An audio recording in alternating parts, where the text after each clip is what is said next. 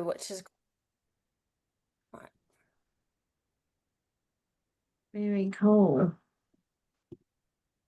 We'll just give it a few more minutes, but while we're waiting, I'll just say welcome to the Inclusive Design for Neurodiverse Learners. Slight name change, felt it encompassed what we're trying to do in a better way. I'm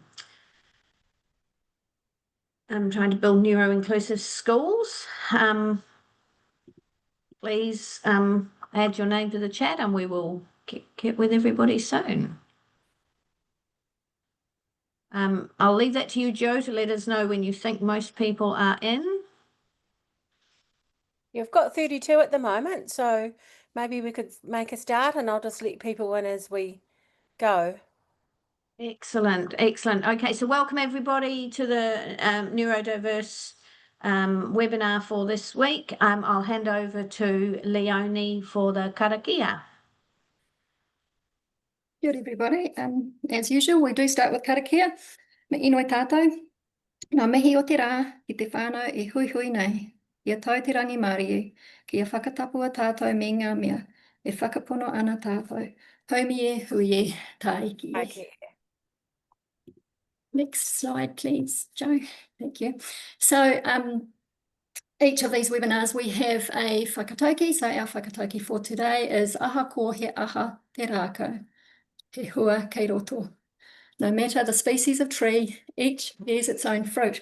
And so this whakatauki is a celebration of diversity, highlighting that each individual, like each tree, has unique strengths and talents. It emphasises that everyone has something valuable to offer, regardless of their perceived differences. So that's quite a nice whakatauki for our hui today. Next slide, please. So, back over to you, Louise. Hey, so we're just going to let you know, my name is Louise, as you can see, Louise Woodhead. I am in Cluster 17. I was in Cluster 16. I have jumped across the border. I've come into my home territory. I have been RTLB for about 9 years and currently a participant in RTLB Aotearoa. You might see I've got a T-shirt on, which is from the Neurodiversity Network, which you will see hear about shortly. And I'm Leonie, RTLB practice leader based also in Cluster 17 and obviously also part of the RTLB Aotearoa Professional Learning Network. Kia ora, I'm Jo Cook-Bonnie from Cluster 39 Coastal Otago. Very excited to be here. I'm still new to this PLN and yes, I just can't wait for more learning. So kia ora everybody. Thanks, Jo. Next slide. So just our housekeeping that we like to go through at each webinar. So please mute unless you're sharing. We are recording the session and we will share it with you. In the spirit of the PLN, let's connect, inspire and uplift each other. And if you've got any gems or partai throughout the presentation, please feel free to put those in the chat. So we'll keep a record of those to either answer now or for our next webinar. But there is a question and answer time at the end, I think, of the presentation. So our agenda for today is just looking at the Aotearoa landscape and what's happening in this space. And so today we're looking at the Neurodiversity in Education project. So very soon our guest speaker will be introduced and she will do her presentation. Then we'll have time for questions and have a little look at next steps. Thank you, Jo. Right, it's my privilege to introduce to you Madelaine. She is the head of programs at Neurodiversity in Education project. Her bio says that her brain trademark and strength would be deep diving. It said a little bit more, but they'll let you go to that space to have a look. She has a need to learn and connect, which is awesome because it means she's come to join us. Madelaine comes with a wealth of knowledge and experience. She has a Bachelor of Arts, a Diploma of Teaching, Masters of Education, Educational Literacy, and a Masters of Specialty Teaching, Gifted and Talented Education. She has been an educational consultant, a lead teacher, a university marker, and much more. We really appreciate the time you have given to us today, Madelaine, and thank you very much. Pass it over to you. Thank you so much. It's fantastic to be here, and it's fantastic that you have all come from all of the different places to be here to connect, inspire, and uplift. I think that's an amazing action to take. So in that bio, we talked about my brain's trademark strength. And that came about through our recent Neurodiversity Celebration Week, which was in March. And we actually went out and said to people, what's great about your brain? What would be your brain's trademark strength? Absolutely fascinating what people said. And on our website, and I'll share the link later, but we have a whole section where we talk to some of our young neurodiversity champions. So that's a group of young neurodivergent teens that we work with, and a whole lot of other people, and just said, all right, tell us about what's really great about your brain. Why did we do this? Because part of our remit, part of what we do is support teachers in schools, educators like yourselves, to build a more neuro-inclusive school system. A neuro-inclusive school system is one where all brains are noticed, all brains are supported, and all brains are celebrated. So it's adding that celebratory focus onto how all of our brains are different. Okay, so today I want to talk you through some different ways that you can support teachers in their neuro-inclusive design. Can I jump forward a couple of slides, please? That'd be amazing. And one more.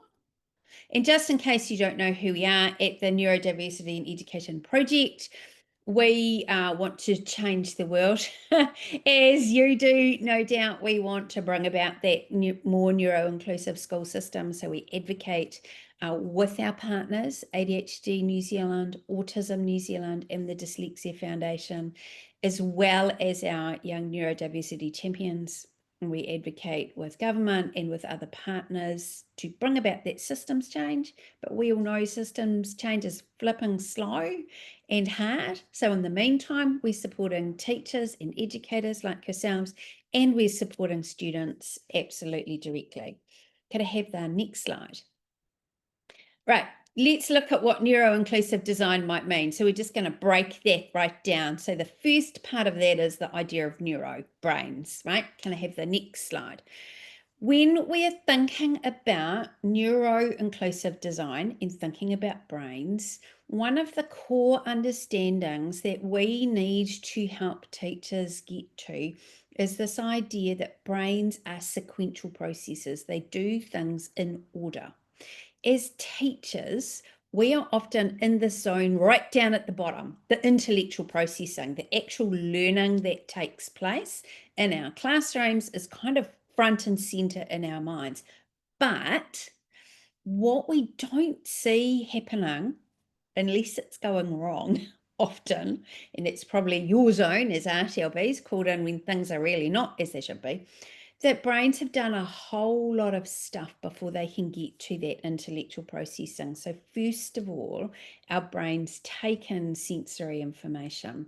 For many neurodivergent brains, when they take in that sensory information, it's really hard to filter it or disregard it if it's not like particularly important for the moment, and or it's hard to make sense and prioritize that information. We know that brains with ADHD are not very good at that filtering and prioritizing information. And we know that brains with autism are really almost unable to filter a lot of that sensory information. So when we think of neuro-inclusive design, we start at that sensory information. What brains do next is they check out the social context. So they check out the people around them. So if a teacher is in a bad mood, demonstrably, if the other kids are all grumpy and tetchy and you know, things aren't going very well, that social information goes on and that brain thinks, okay, we've got the sensory information, I've got this the social information.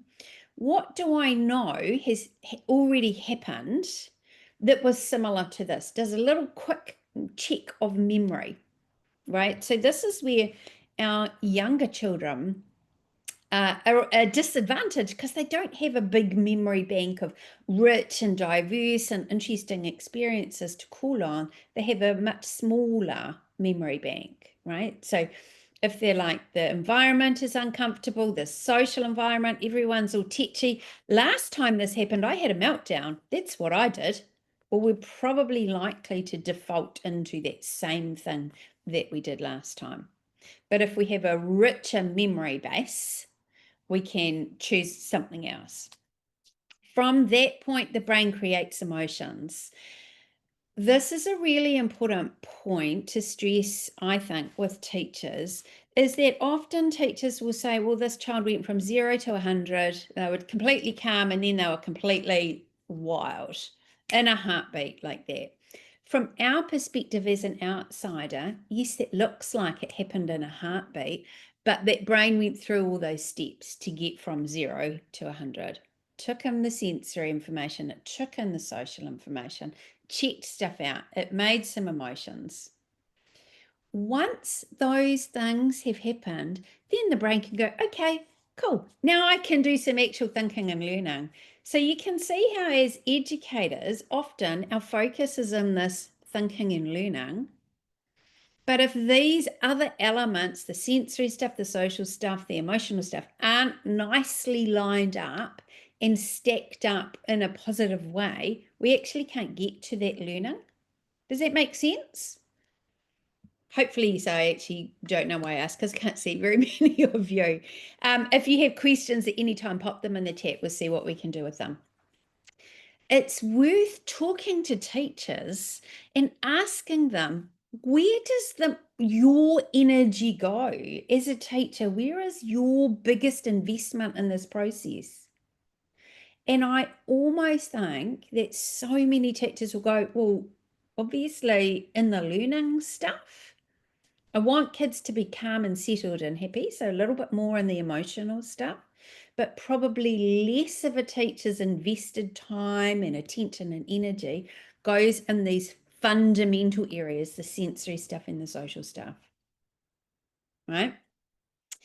And then the next question with teachers is to ask, where is the hold up happening? Where is, if you're thinking about a particular child and their learning or their behavior, where's the hold up? Is the hold up in their learning? If it is, let's track back, right? Is it with their emotions? Oh, why is that? Let's track back. And often we're going to find that the hold up in this process is way back in the sensory stuff. The sensory environment isn't working out. The social environment is maybe a little bit not working out so well. So we support teachers in understanding that neuro part of neuroinclusive design by making sure they understand how these brains, all brains, are managing that flow of information. Make sense so far? Fingers crossed. I can see a couple of nods. Excellent. Can I have the next slide? I built this one in as well. Super. So intellectual processing, what does that actually mean? That's actually the learning stuff. Erica Stanford said recently, controversially, that all brains learn in the same way. And that's a yes and a no. So when brains learn, all brains go through this process. But how they go through that process is where there is a lot of difference, and we will all know that as educators. But when brains learn, they all go through this process of getting started, of processing information, whilst they're still managing that load of the sensory environment, the social environment, the emotions that are taking place, right? So we can't process information well if those other things aren't stacked up nicely. And as our mothers say to us, in one ear and out the other, that's not learning. Learning's got to stick. It's got to be locked in. It's got to be connected to other things so that it actually stays in the head and doesn't flow straight through. So that's the common process of that intellectual processing. Again, we can talk to teachers about, where do you think the hold up is? And I just about guarantee it's always way back, way before this stuff. Okay. Can I have the next slide?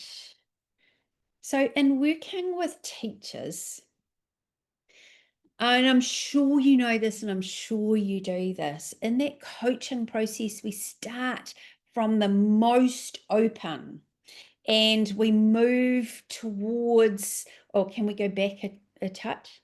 Back it, we've jumped forward a bit, I'll carry on. We work through that process of really open questioning to start with, and we get more and more and more pointed and more directive as we go through that process. So that process can look like, what is happening? Where do we think the issues are lying? And we help teachers backtrack through that processing. Why do we think these things are happening?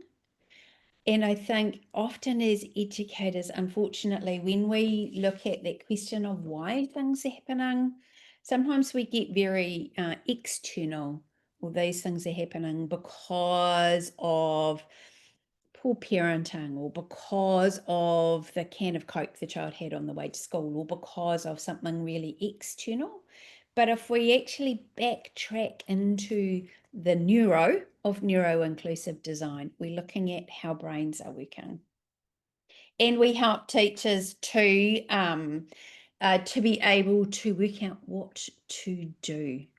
That's really the key, and that's where we can get much more directive and much more pointed. Okay, that's the neuro part, the inclusive part, and that's very much what we are trying to bring about as a systems change. And part of that neuro inclusion is that every brain is understood, every brain is supported, and every brain is celebrated. And sometimes teachers say, but what's to celebrate? Right? Because they are struggling with tricky kids in tricky classrooms in a tricky educational context, it can be really hard to dial into, what do I celebrate? How do I go? That brain is tricky. I don't know what to find, what to look for in the goods. Now, can I have the next slide? We've got some help for teachers and for yourselves in that.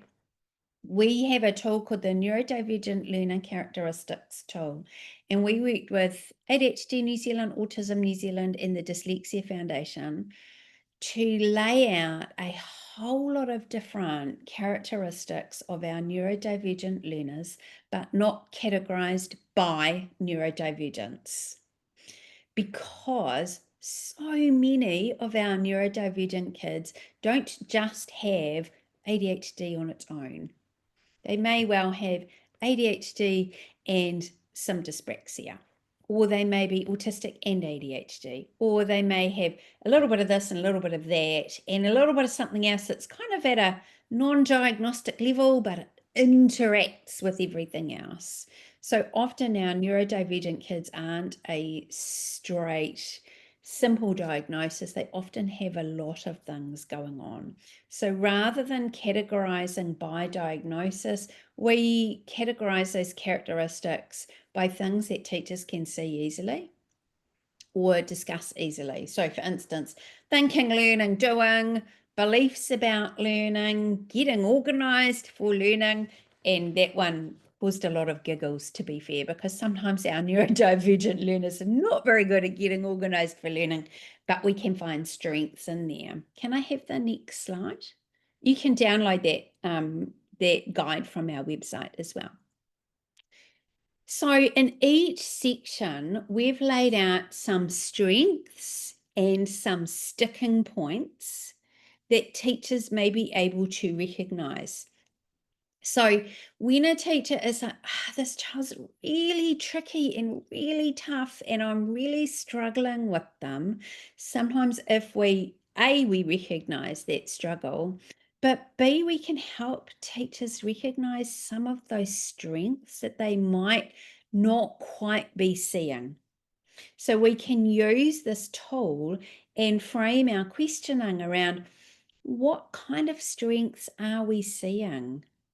If we really sit and watch, what do we see?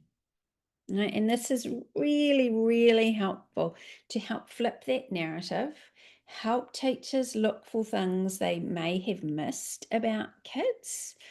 And it can frame conversations with parents in a really nice, open way. Okay, can I have the next slide?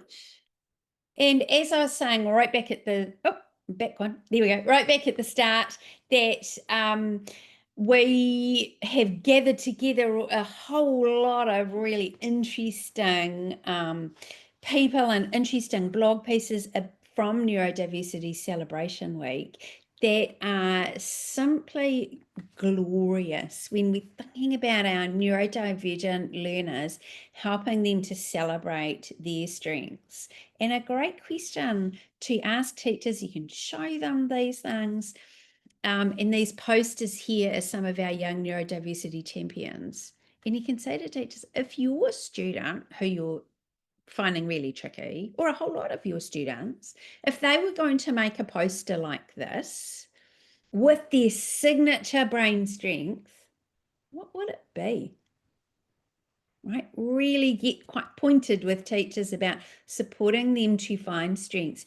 And it's so interesting that some of our champions identified these sensory sensitivities that often as educators we go, gosh, these things are really hard and they really are sticking points.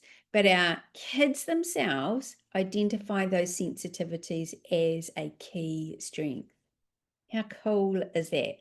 So super recommend if you have teachers you're working with who are struggling to notice, recognize students' strengths, you can use some of these resources with them, flip that narrative of everything being really hard and start to dig into some strengths. So inclusion part, noticing, supporting and celebrating all of our beautiful brains.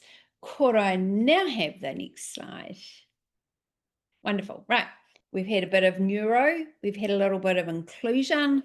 Now let's look at a little bit of design, right? How we actually help teachers design their classrooms, design what happens in their classrooms to support those brains and include those brains. So next slide.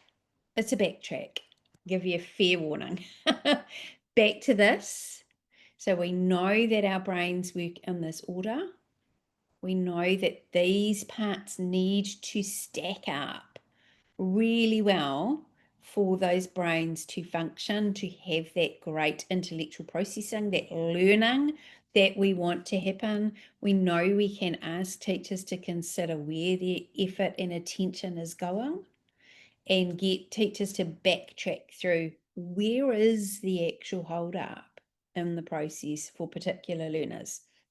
Let's look at some kind of design guides that we can help teachers with. Can I have the next slide?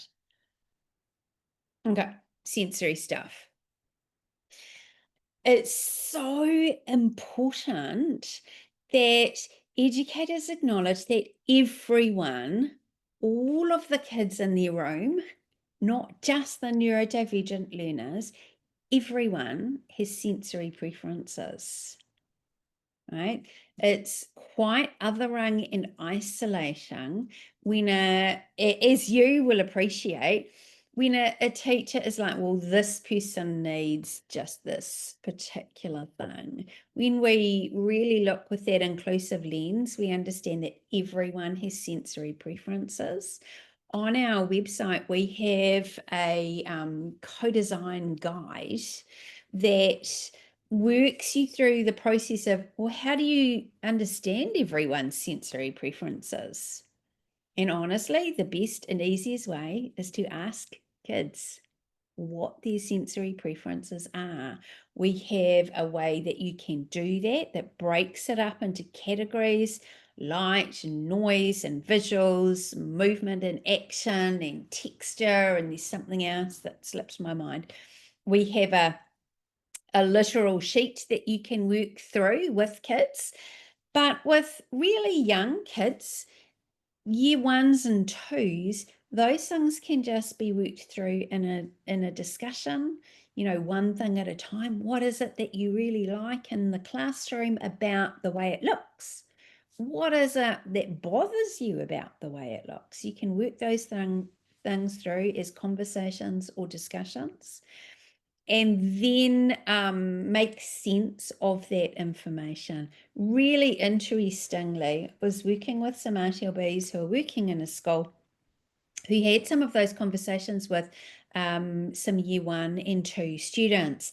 And in this one conversation, this wee girl said, and the question was, what do you really like about your classroom environment? And she said, I really like handwriting time. And the RTLBs walked away and said, she didn't really understand that question. It didn't kind of work out, that conversation. That conversation worked perfectly. If she was telling you she liked handwriting time, what is it about handwriting time that you think was unique for that child? And the more we talked it through, the more we understood that handwriting time is quiet. It's structured. Everyone's sitting down. Everyone's doing the same thing. I will pop the link for that sensory tool in the chat as we go through.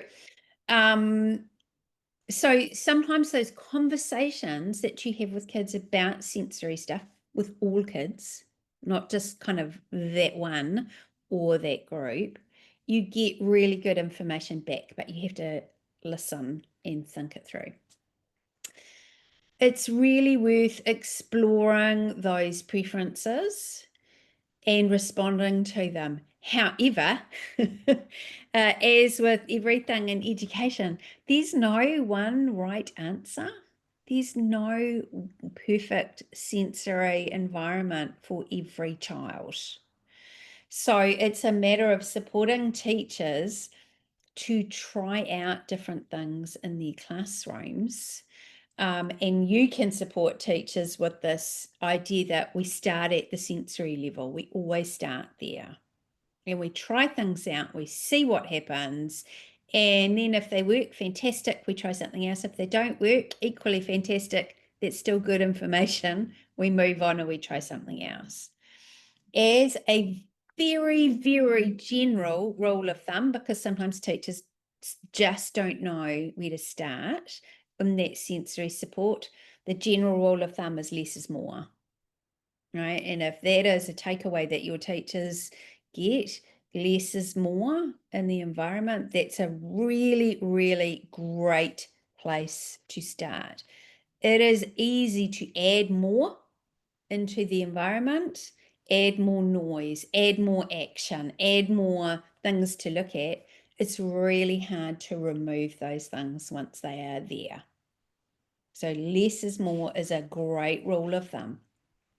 Can I have the next slide? I've got some much more specific things that we can support teachers with. So less is more. Interestingly, in one class of neurodivergent learners that's part of our Mind Plus program, we asked them about, we were drilling into the idea of use of space in the classroom.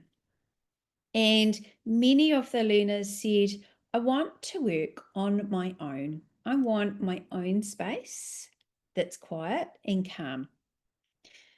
Your own space is really hard to achieve in a classroom, right? Because they are collaborative spaces. Even in a single cell classroom, there's lots of bodies. We all have to share that space.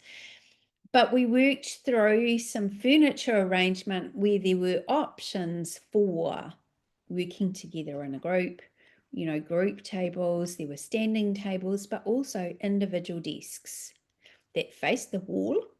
And the wall was blank. So it was this low zone that you could create for kids, individual spaces. Sometimes teachers see those things as quite punitive, like, oh, we'd only use an individual desk if, you know, someone was a super chatter and we had to send them away to somewhere else. But in this particular class, that's what a bunch of kids were asking for. They were asking for that individual space. So it really is important to support teachers to talk to their students, listen and respond. And if that means doing something that might be a little bit different from what they're used to, then that's okay. Another strategy that I was talking with someone about recently was these science display boards. You can get them at Warehouse Stationery, just a cardboard carousel thing. Sometimes our kids really want to disappear into their own little space. We can't do that, but we can use simple, easy things like that to kind of create a little space.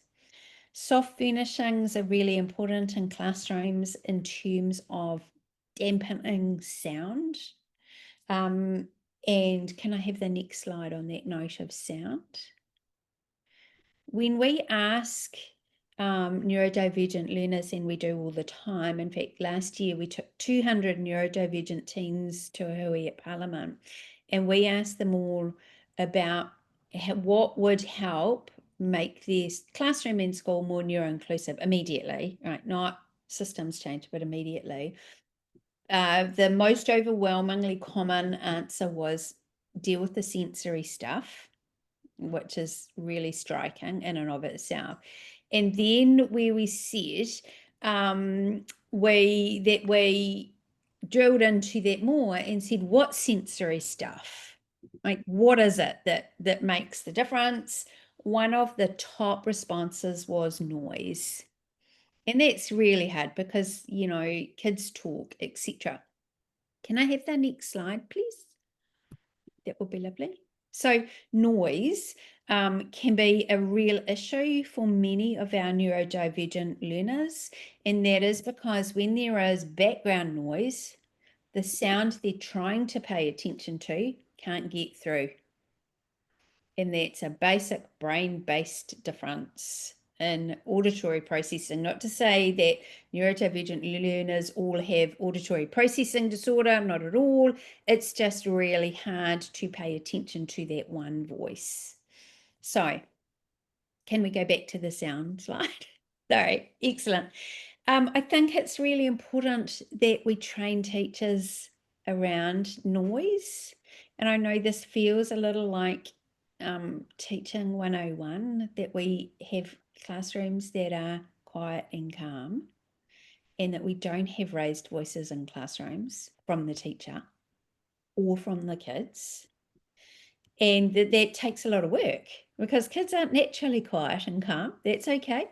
We can train that. We can really support everyone to be able to do that. We can also make sure there's variety in the auditory environment in our classrooms. There are times when everyone is talking, and that's great, but also times when there's not everyone talking. And shouting, when we really drilled into that particular group of neurodivergent learners that we took to Parliament, shouting was a massive issue for them because not only the sound, but that impacted their sense of social okayness, and it also impacted their emotions because many of our neurodivergent learners found it tricky to distinguish between the teacher is being really loud so they can be heard versus the teacher is really telling everyone off. Like that emotional nuance was missed or not understood at all. So that shouting was a really huge issue. I'll come back to that question about the impact of the kayako because that's a very, very good question that I absolutely want to address. Yeah, excellent. And working noise, yes, working noise should be as minimal as possible.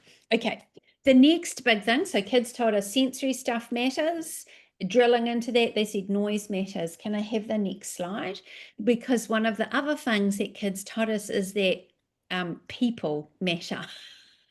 The volume of people, the activity of people, the way people are moving and jiggling about makes a really big difference. People in and of themselves are hard for neurodivergent learners to grapple with. We can't unpeople our classrooms, unfortunately, but there are things we can do to manage activity and movement. Could I have the next slide, please? And many teachers use things like mini breaks, micro breaks, activity breaks, brain breaks, etc., to break up levels where break up times in the day where there's tight focus versus loose focus versus getting that energy out. High energy breaks work for some kids, and they are horrific for other kids.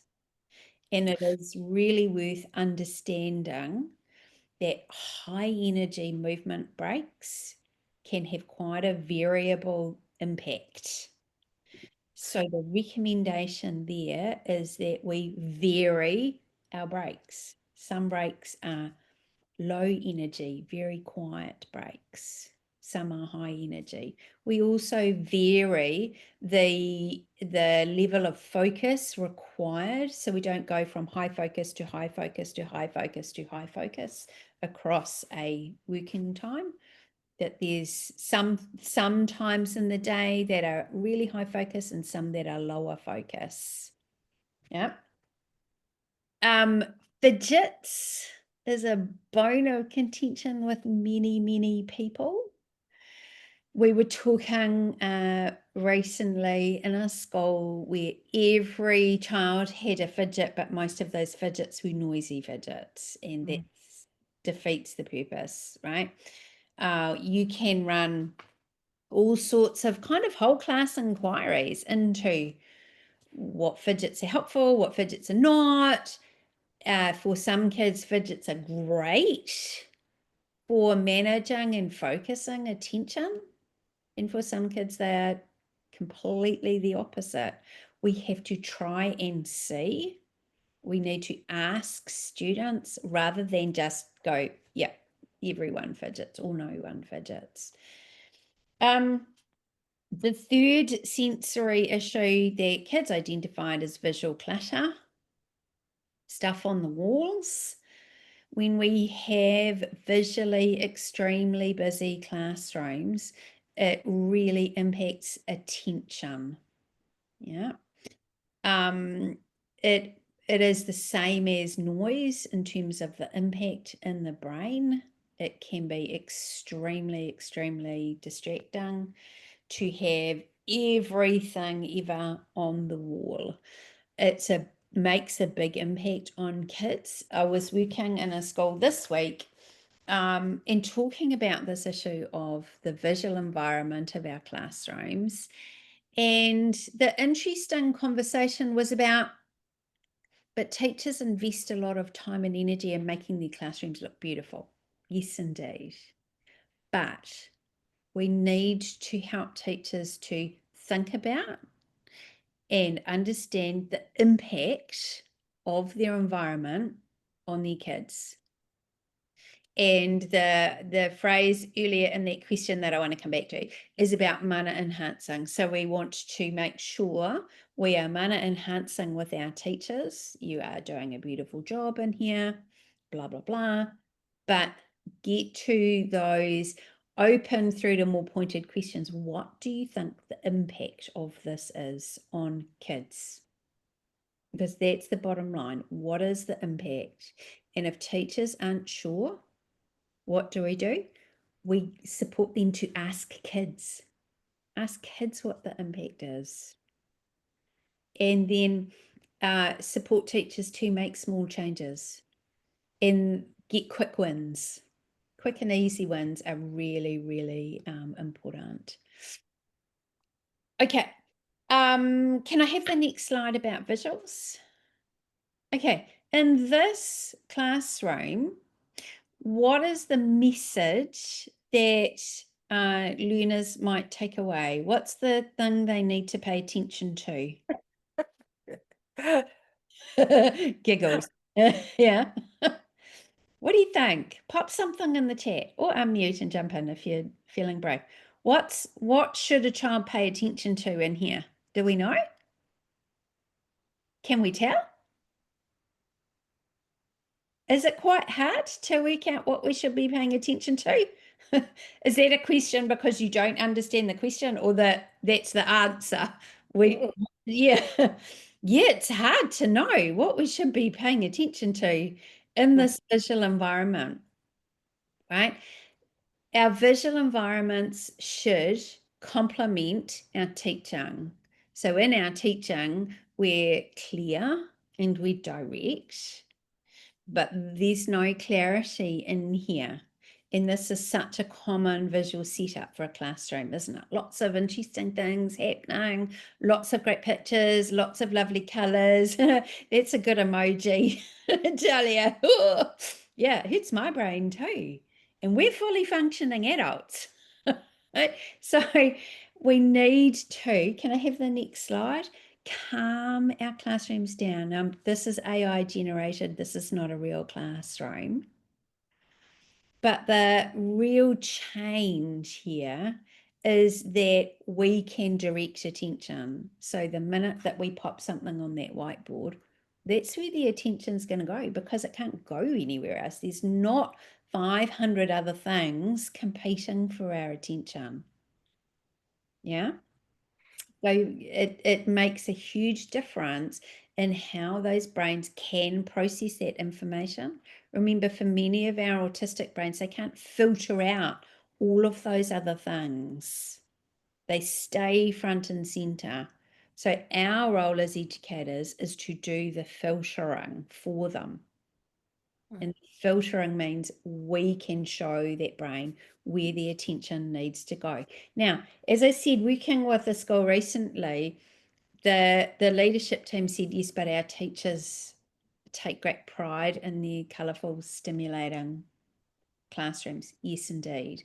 So we need to help teachers understand how brains are dealing with that information and help them make some simple and small changes.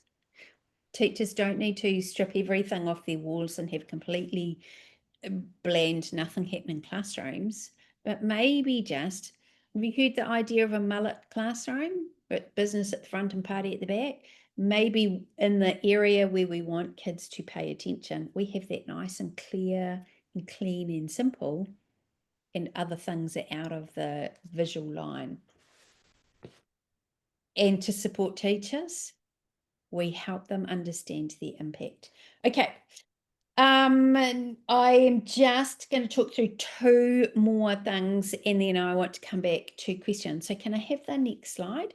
So this is largely, so far we've talked about some of those sensory issues that we can support teachers with. We start with lovely open questioning about what's happening and what's the impact, and then we can suggest some particular strategies, particularly around the visual environment, around the sound environment, around managing energy and breaks.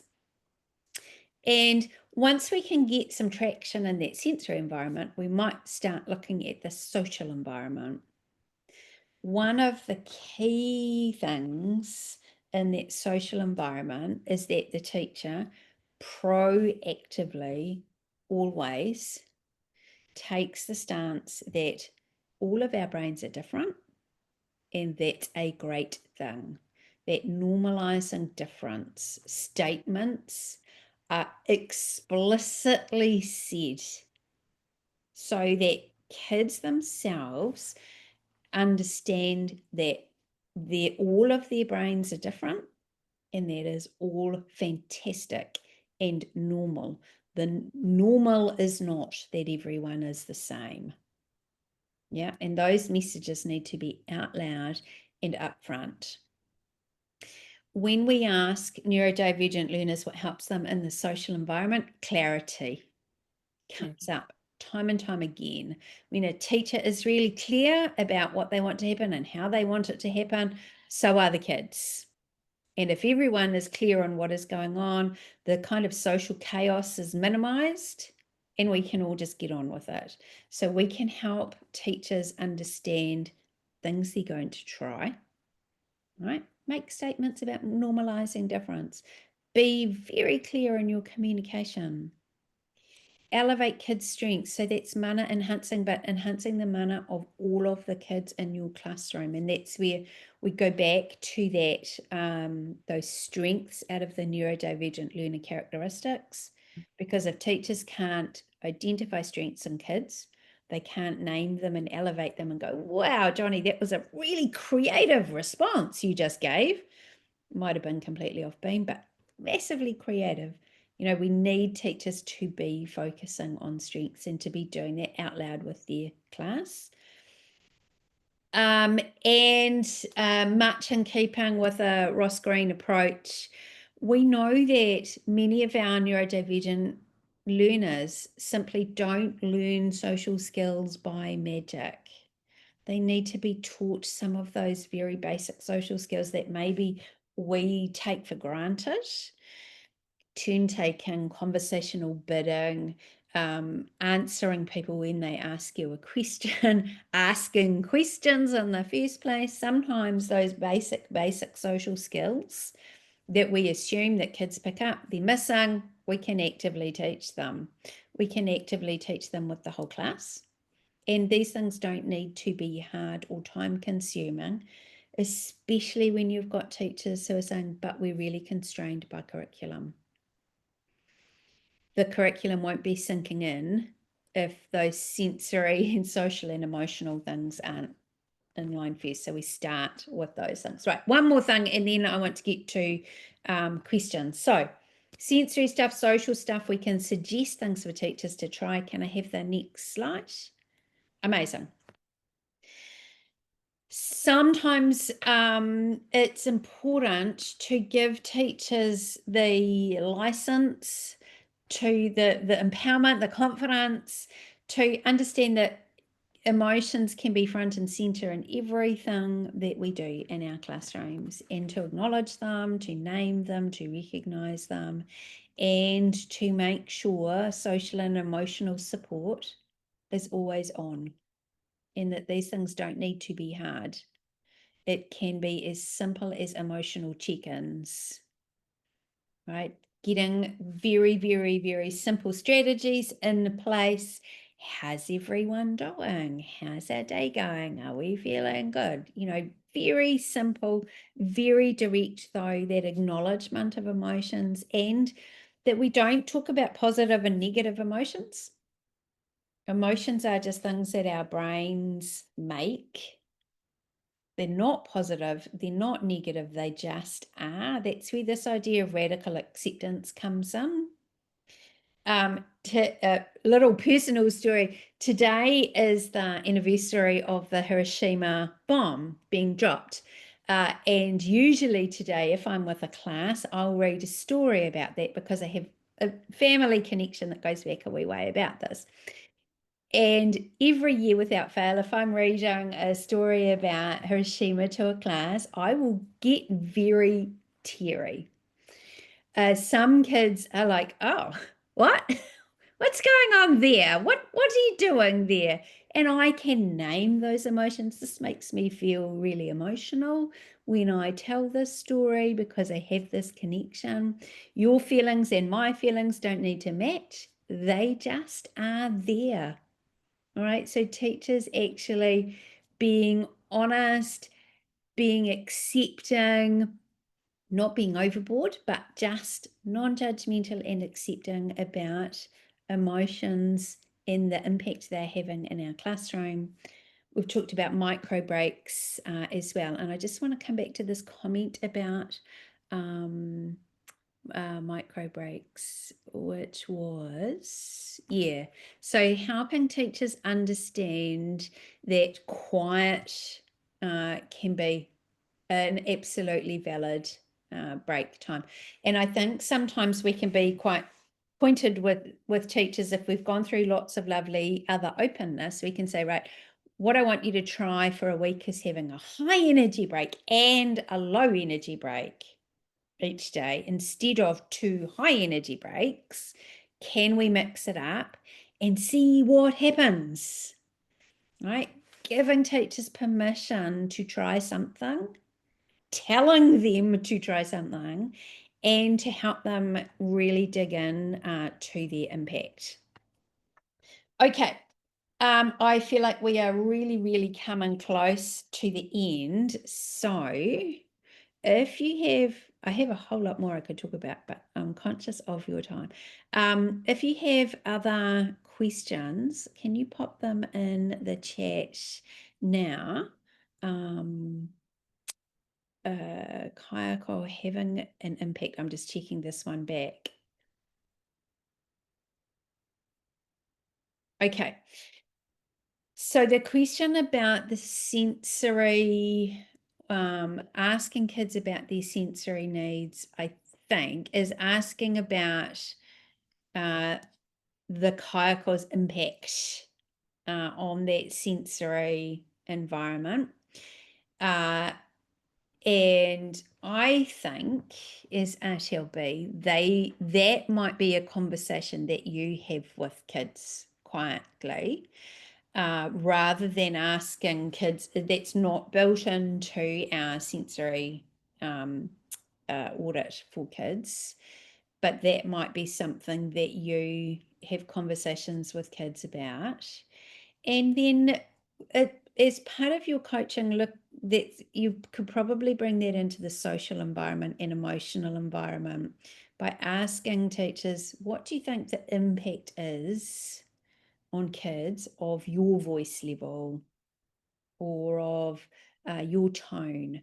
Many neurodivergent kids are exquisitely sensitive to tone, so that if a teacher is smiling and they've got lovely open body language and their words are lovely, but their tone is pointed, it's very confusing for our neurodivergent learners to make sense of what that picture is telling them.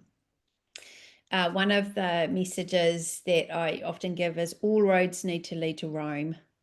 The tone, the body language, the facial expression, the how loud you're being, what you're saying, all has to point in the same direction. You can't be one kind of, you can't give a lovely message and have a grumpy face. All roads need to lead to Rome so that our neurodivergent learners can match up the sensory environment, the social and the emotional, and make sense of it. Yeah, does that make sense? I'm just going to grab that link for the co-design guide, which has in it the sensory audit, the student facing and the teacher facing. There we go. 1 second, Paula. I'll pop that in. And if you have other questions, now is really the best time to jump in and ask, or thoughts about coaching teachers towards that neuro-inclusive design in those elements, the brain part, the inclusive part, and the design part. Oh, now it's 1 second. Here it is. Okay, here we are. And just in case you are not a member of our Building a Neuro-Inclusive School program, what we do is run cafe sessions, which are after school online meetings that you can come along to or get recordings from.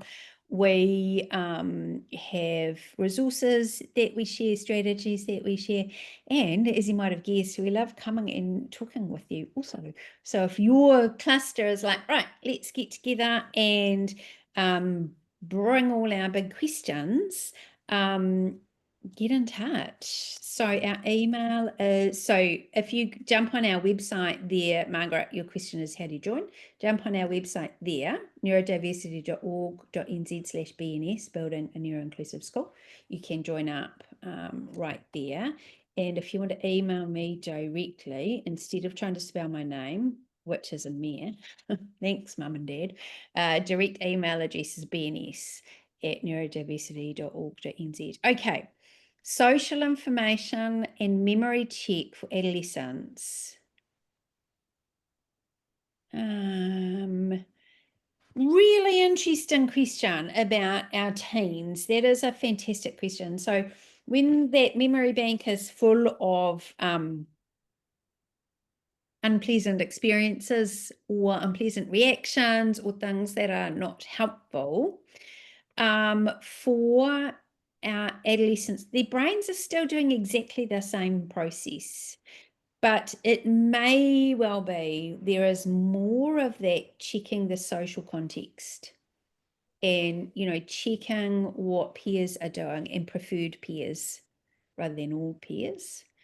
That process is still taking place and that sensory information is still the same. For our adolescent neurodivergent learners, they still tell us that sensory stuff makes a huge impact. Often they are more attuned to the impact that has and can learn strategies to manage that more, but it's the same process. If that, I don't know that that particularly answers your question,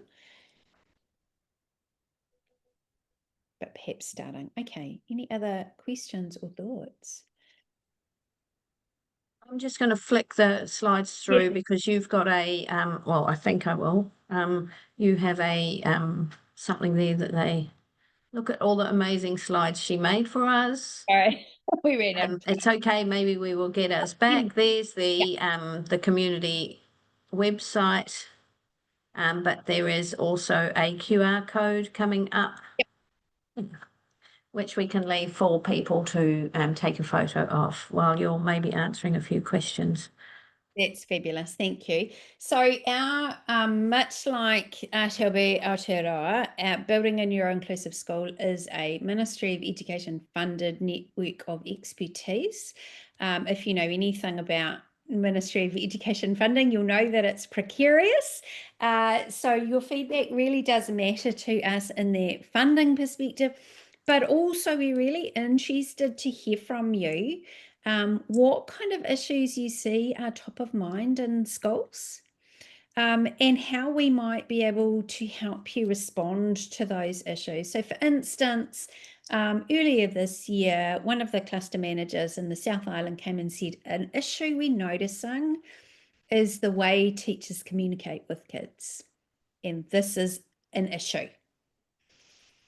Can you help us understand that issue? Can you help us as RTLBs develop some ideas for coaching or supporting teachers to understand those communication issues? So if there's something in your cluster or that you are noticing that you would like some support with, we're really keen to work with you and support you to support your teachers. So your feedback really does matter. Okay, any other questions? All right, super. Thanks, folks. So we'll just pop onto the next slide. Oops, sorry guys. Oh, wrong way. We have been having technical issues with our computer today. Sorry, guys. So we do apologise for the slides doing their own thing. Sometimes technology is not our favourite thing. A little bit like our brain. Before we go on to this, I'd actually just quickly like to say thank you very much, Madelaine, for coming. I'm really glad you mentioned Ross Green, because the minute you talked about backtracking from the external and see the neuro before, it made me instantly think of Dr. Ross Green's CPS, which also we have, and I think that's next week. There's some stuff around them on our website. Yeah, and less is more. Yeah, I mean, I'm sat in my office, which has got not much on the walls. Is that on purpose? I don't know, or was it just accidental and I'm too lazy? But yeah, so thank you very much for coming. I will leave you with this, Leonie, if you want to take on this slide. Okay, so what's next? In terms of connecting, take a look at the website. Inspire, use some of the resources from the website within casework, and to uplift, share key messages from this presentation with your colleagues and or your professional learning groups. So our next session is with Sasha. He is an occupational therapist in the Waikato area. So we heard him speak at a hui on Monday, and it kind of aligns with what Madelaine's been talking about. So it's kind of a progression of. Next slide, please. So there's our links to our various things. If you want to just have a look at that QR code just quickly and fill in that form, that would be great. And please feel free to join our inclusive design group on our website, on the PLN website. Next slide, please. Just before we finish with karakia, I'd like to thank you, Madelaine, for sharing with us today. Absolutely mind-blowing, awesome. And you can see the really cool chats, cool comments in the chat as well.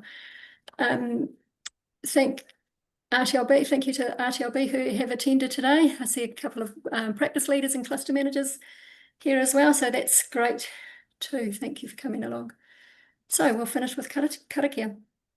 Kia tau te manaakitanga, ki runga, ki tēnā o tātou. Kia piki te ora, kia piki te māramatanga, kia hoki pai atu, kia hoki pai mai, tūtūra whakamaua, kia tīna, tīna, haumie, huie, taiki.